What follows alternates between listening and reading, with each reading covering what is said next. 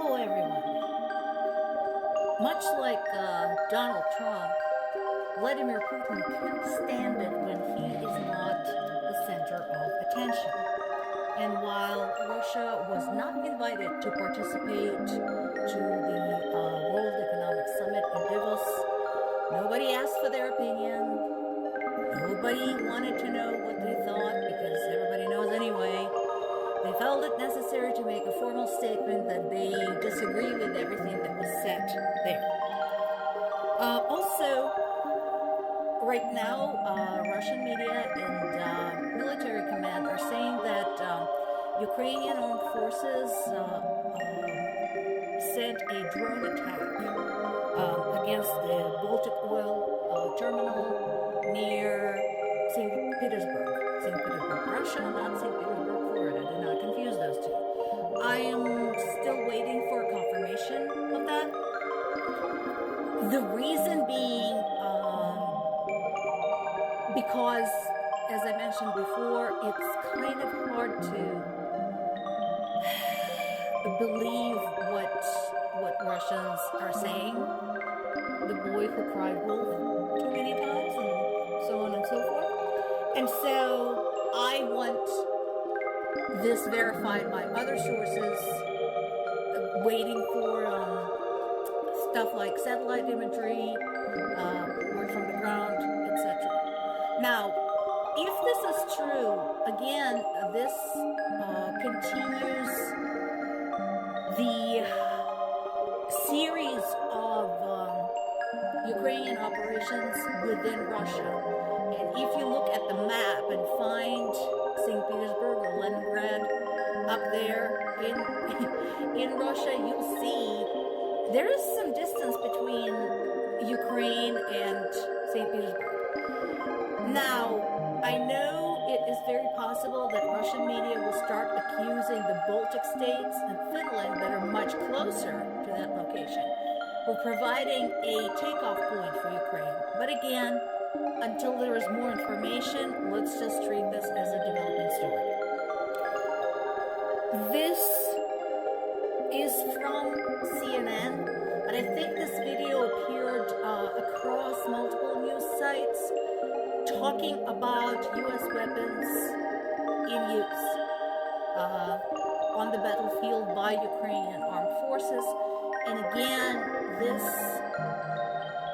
basically makes it very clear that counteroffensive is not dead. It is not stalled. It's still going on.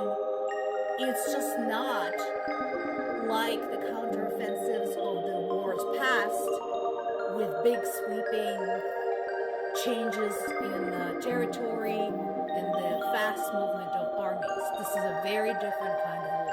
But I do recommend that you look at this particular information and watch the video. Something else that helps you put into perspective what it's like serving in the Russian army is this story. This is in Reuters, and it's an interesting piece.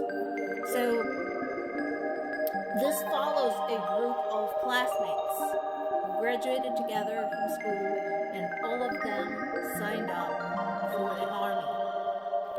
The piece talks about the fate of these young men as the war progressed. So these guys graduated in 2016. Usually, let's see, kids graduate 10th grade, which in our system is basically high school diploma equivalent, at the age of 17. So they were 17 in 2016. It means that now, 7 years later, they would be 24. And so this points out that 3 of these graduates were killed in Ukraine in the early months of 2022 invasion.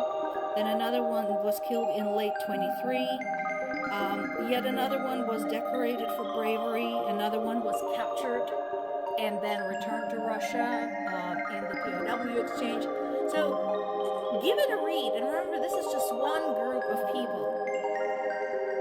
Just one.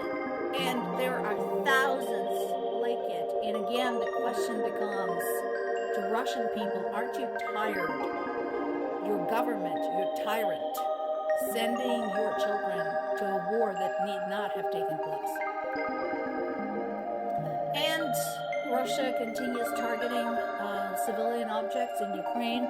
In this particular case, the city of Kharkiv got hit. Among the structures affected are apartment buildings, a medical center.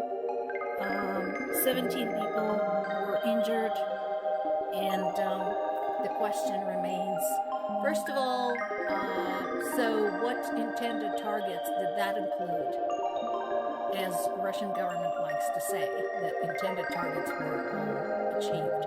And second, why is it that when a medical center in Ukraine gets hit by a terrorist state, there's no protests, no outcries, no demands, nothing from the international community, not a peep? Where's UN? Where's Amnesty International? Where is Red Cross? I'm going to keep repeating it until somebody does something. Apparently, we have a bit of a double standard here.